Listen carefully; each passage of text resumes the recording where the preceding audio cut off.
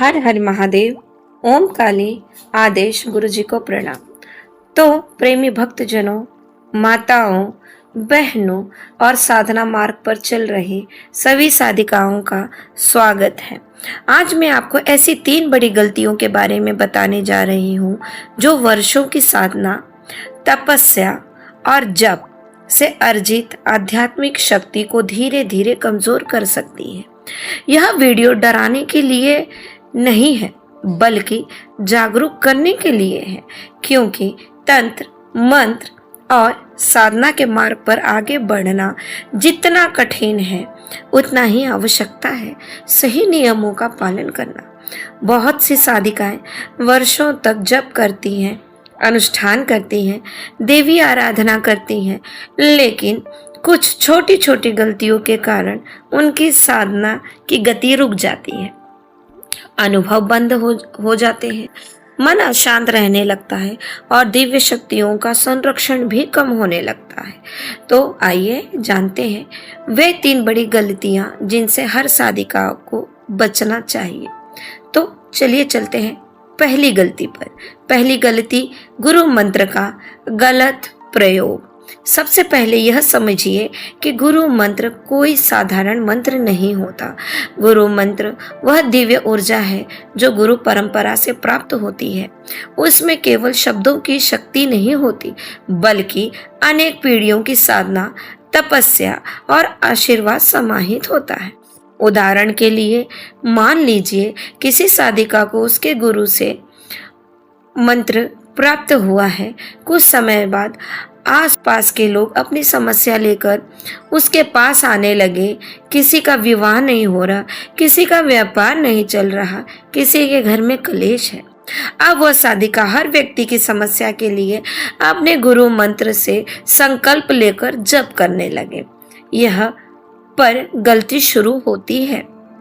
गुरु मंत्र का मुख्य उद्देश्य साधक की चेतना को ऊंचा उठाना, आत्मबल बढ़ाना और आध्यात्मिक उन्नति करवाना होता है। यह केवल सांसारिक कार्य सिद्धि करने का माध्यम नहीं है।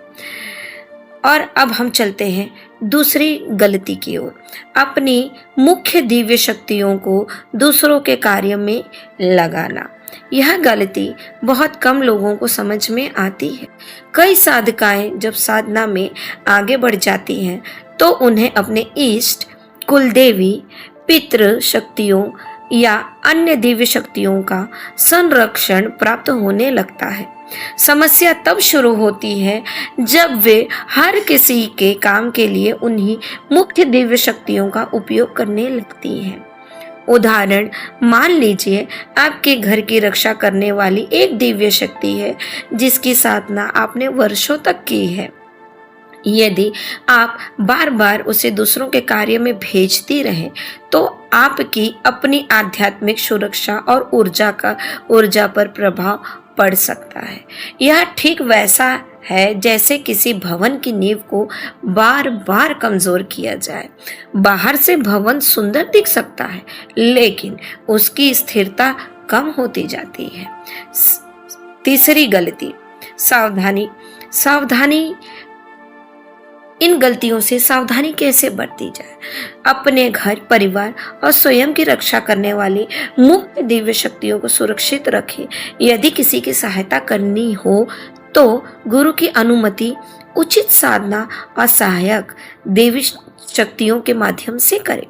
हर शक्ति का अपना कार्य क्षेत्र होता है। विवेक के साथ उनका सम्मान करना आवश्यक है। अब चलते हैं तीसरी गलती की ओर। तीसरी गलती, सिद्ध माला का अनादर। साधना मार्ग में माला केवल मोतियों की एक डोरी नहीं होती। वर्षों तक किए गए तप के कारण माला साधक की आध्यात्मिक ऊर्जा का केंद्र बन जाती है।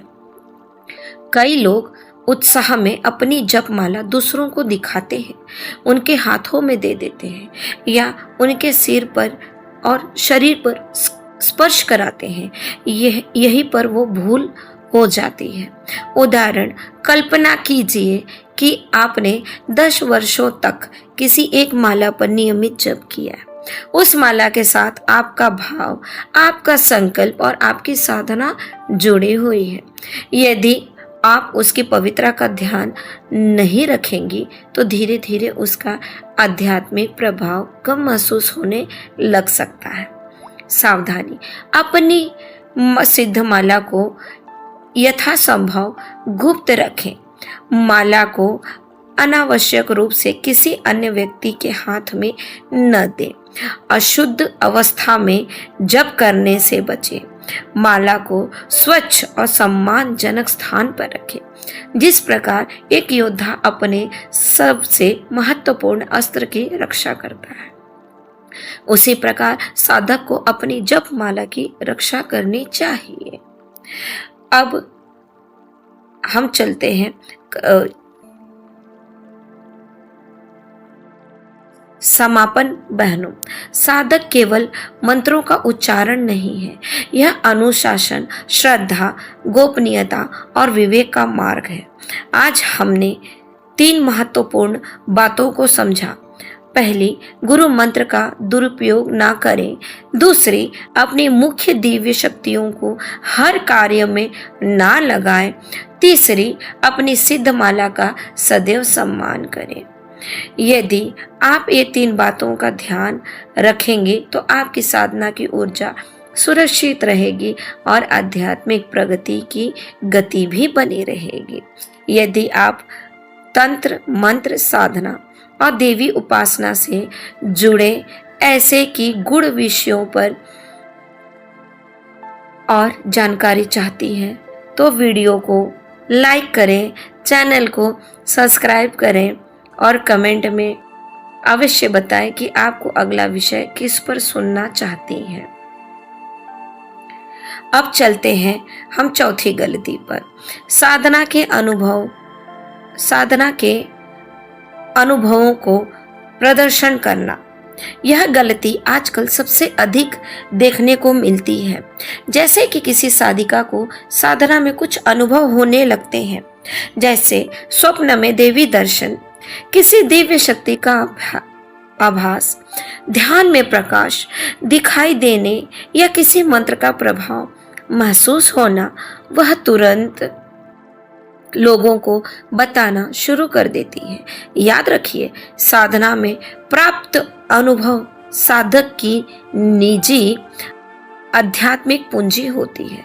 उदाहरण मान लीजिए, किसी साधिका को लगातार कुछ दिनों तक ध्यान में विशेष अनुभव हो रहे हैं। वह उत्साहित होकर हर मिलने वाले व्यक्ति को यह बताने लगती है। कुछ लोग उसकी प्रशंसा करेंगे, कुछ लोग ईर्ष्या करेंगे और कुछ लोग उसका मजाक भी बनाएंगे। धीरे धीरे उसका ध्यान साधना से हटकर लोगों की प्रतिक्रियाओं पर केंद्रित हो जाएगा। परिणाम यह होता है कि अनुभव कम होने लगते हैं और मन में अहंकार प्रवेश करने लगता है। सावधानी, अपनी साधना के अनुभव केवल अपने गुरु या योग्य मार्गदर्शक से साझा करें। हर अनुभव को सार्वजनिक करने की आवश्यकता नहीं होती। जितनी अधिक गोपनीयता होगी, साधना उतनी ही स्थिर और गहरी होगी। 5वीं गलती, अहंकार को साधना में प्रवेश करने देना। यह गलती है जो बड़े बड़े साधकों को भी नीचे ले आती है।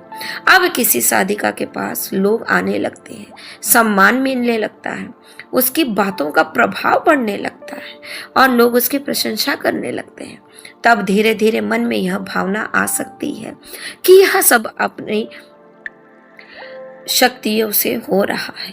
यही से पतन की शुरुआत होती है।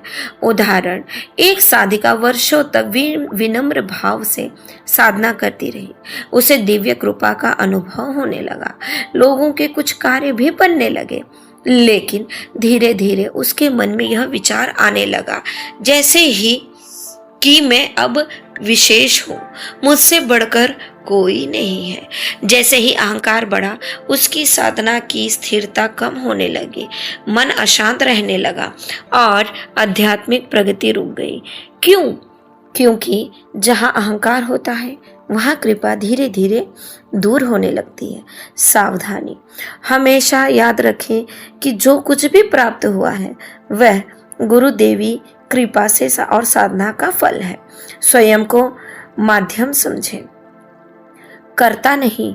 विनम्रता साधना की सबसे बड़ी रक्षा कवच है। जिस दिन साधक यह मान लेता है कि सब कुछ उसी की शक्ति से हो रहा है, उसी दिन से उसकी आध्यात्मिक गिरावट शुरू हो जाती है। यदि आप तंत्र मंत्र साधना और देवी उपासना से जुड़े हैं, ऐसे ही गुड़ विषयों पर और जानकारी चाहते हैं, तो वीडियो को लाइक करें, चैनल को सब्सक्राइब करें और कमेंट में अवश्य बताएं कि आपको अगला विषय किस पर सुनना है। जय माता शीतला, जय गुरु गोरखनाथ। आदेश मेरे गुरु जी को।